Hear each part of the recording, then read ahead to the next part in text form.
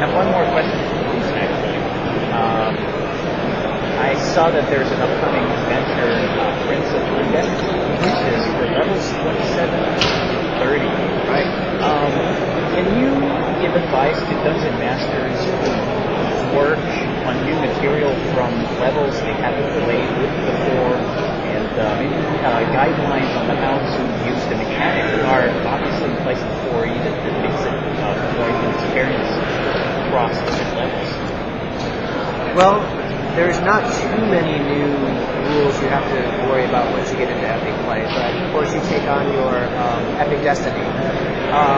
And all the DM, what the DM should probably consider, and there's actually rules in the first of those Epic tier adventures for how to consider the fact that your players really are going to take on Epic Destiny and how to work that into the plot of the adventure itself. I give really good guidance for 4 or 5 of the first Player's Handbook Epic Destinies on what the DM could do to work those Epic Destinies into actual hooks that make the Epic Destiny a part of the story that the adventures are telling. And I think that's one really strong rule I would give, to make the fact that the players are entering into the part of the game where they're affecting the story of the world itself, part of the adventure as well. And it's actually pretty easy to do once the player has selected that Epic Destiny.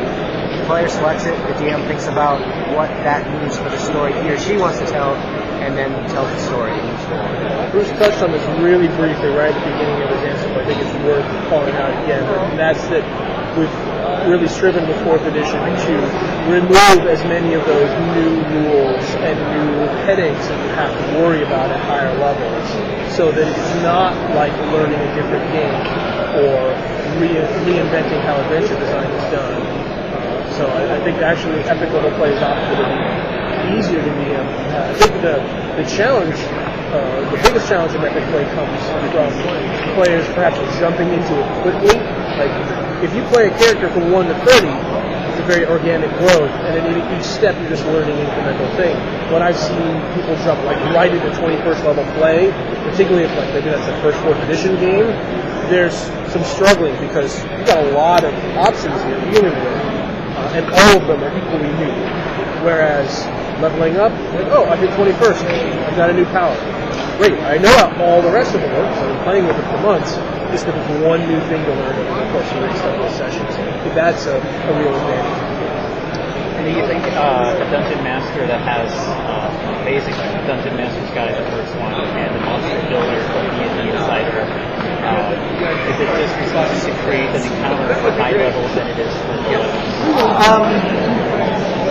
It's essentially just as easy. I mean, there are some more abilities that you might have to take into account for what actually monsters can fly and your players can fly. It's something to consider, but the essential framework is there. I mean, the math is correct such that if you have a 25th level encounter with 5 25th level creatures, your party of 23rd, 24th, and 25th level players is going to be able to deal with that, and you don't have to worry, oops, accidentally killed my party. We spent a lot of effort to work so that is the case. If you want to challenge your party, make it the 27th level encounter against your 23rd level party. Then they're going to really have to strive and they're going to have to break out their dailies. That's the same as that 7th level against the 3rd or 4th level party. The math will work out to be the same. I think that's it for us.